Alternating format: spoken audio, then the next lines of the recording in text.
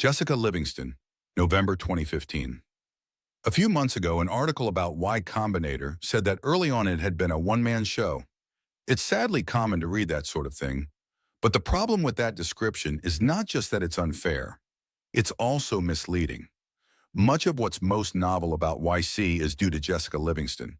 If you don't understand her, you don't understand YC. So let me tell you a little about Jessica. YC had four founders. Jessica and I decided one night to start it, and the next day we recruited my friends Robert Morris and Trevor Blackwell. Jessica and I ran YC day to day, and Robert and Trevor read applications and did interviews with us. Jessica and I were already dating when we started YC. At first we tried to act professional about this, meaning we tried to conceal it. In retrospect, that seems ridiculous, and we soon dropped the pretense. And the fact that Jessica and I were a couple is a big part of what made YC what it was. YC felt like a family. The founders early on were mostly young. We all had dinner together once a week, cooked for the first couple years by me. Our first building had been a private home. The overall atmosphere was shockingly different from a VC's office on Sand Hill Road, in a way that was entirely for the better. There was an authenticity that everyone who walked in could sense. And that didn't just mean that people trusted us. It was the perfect quality to instill in startups. Authenticity is one of the most important things YC looks for in founders, not just because fakers and opportunists are annoying, but because authenticity is one of the main things that separates the most successful startups from the rest. Early YC was a family, and Jessica was its mom, and the culture she defined was one of YC's most important innovations.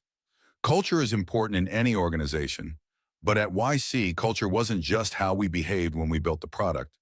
At YC, the culture was the product. Jessica was also the mom in another sense. She had the last word. Everything we did as an organization went through her first. Who to fund, what to say to the public, how to deal with other companies, who to hire, everything. Before we had kids, YC was more or less our life. There was no real distinction between working hours and not. We talked about YC all the time. And while there might be some businesses that it would be tedious to let infect your private life, we liked it. We'd started YC because it was something we were interested in. And some of the problems we were trying to solve were endlessly difficult. How do you recognize good founders? You could talk about that for years. And we did. We still do. I'm better at some things than Jessica, and she's better at some things than me. One of the things she's best at is judging people. She's one of those rare individuals with X-ray vision for character. She can see through any kind of faker almost immediately. Her nickname within YC was the social radar, and this special power of hers was critical in making YC what it is. The earlier you pick startups, the more you're picking the founders. Later stage investors get to try products and look at growth numbers. At the stage where YC invests, there is often neither a product nor any numbers. Others thought YC had some special insight about the future of technology.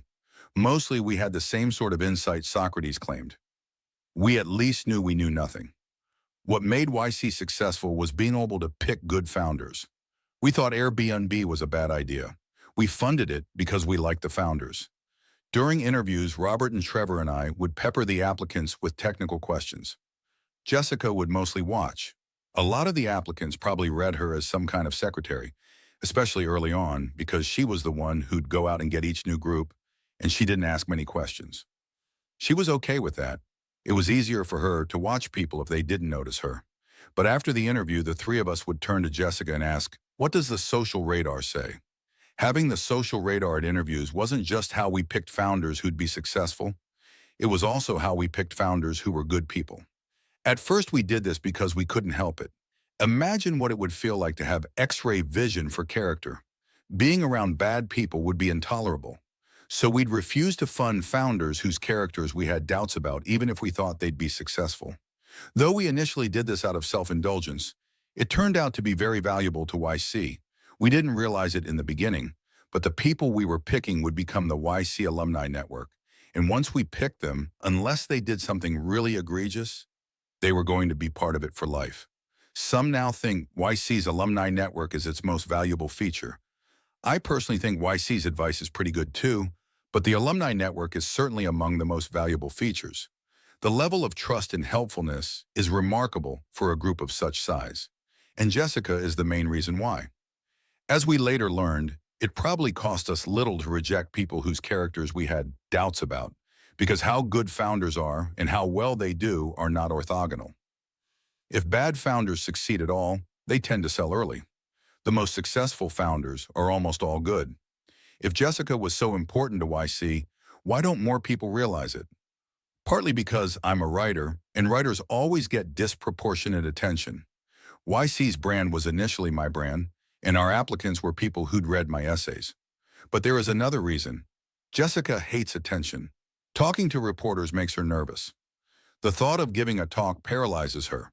She was even uncomfortable at our wedding because the bride is always the center of attention. It's not just because she's shy that she hates attention, but because it throws off the social radar. She can't be herself. You can't watch people when everyone is watching you.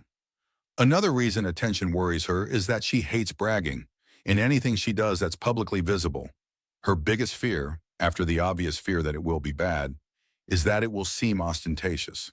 She says being too modest is a common problem for women, but in her case it goes beyond that. She has a horror of ostentation so visceral it's almost a phobia. She also hates fighting. She can't do it. She just shuts down. And unfortunately, there is a good deal of fighting in being the public face of an organization. So although Jessica, more than anyone, made YC unique, the very qualities that enabled her to do it mean she tends to get written out of YC's history. Everyone buys the story that PG started YC and his wife just kind of helped. Even YC's haters buy it. A couple years ago, when people were attacking us for not funding more female founders than exist, they all treated YC as identical with PG. It would have spoiled the narrative to acknowledge Jessica's central role at YC. Jessica was boiling mad that people were accusing her company of sexism. I've never seen her angrier about anything, but she did not contradict them. Not publicly. In private, there was a great deal of profanity, and she wrote 3 separate essays about the question of female founders. But she could never bring herself to publish any of them. She'd seen the level of vitriol in this debate, and she shrank from engaging. It wasn't just because she disliked fighting. She's so sensitive to character that it repels her even to fight with dishonest people. The idea of mixing it up with link-bait journalists or Twitter trolls would seem to her not merely frightening, but disgusting. But Jessica knew her example as a successful female founder would encourage more women to start companies. So last year, she did something YC had never done before and hired a PR firm to get her some interviews. At one of the first she did, the reporter brushed aside her insights about startups and turned it into a sensationalistic story about how some guy had tried to chat her up as she was waiting outside the bar where they had arranged to meet. Jessica was mortified, partly because the guy had done nothing wrong, but more because the story treated her as a victim, significant only for being a woman, rather than one of the most knowledgeable investors in the Valley. After that, she told the PR firm to stop. You're not going to be hearing in the press about what Jessica has achieved. So let me tell you what Jessica has achieved. Y Combinator is fundamentally a nexus of people, like a university. It doesn't make a product. What defines it is the people. Jessica, more than anyone, curated and nurtured that collection of people. In that sense, she literally made YC. Jessica knows more about the qualities of startup founders than anyone else ever has. Her immense data set and X-ray vision are the perfect storm in that respect. The qualities of the founders are the best predictor of how a startup will do, and startups are in turn the most important source of growth in mature economies. The person who knows the most about the most important factor in the growth of mature economies, that is who Jessica Livingston is. Doesn't that sound like someone who should be better known?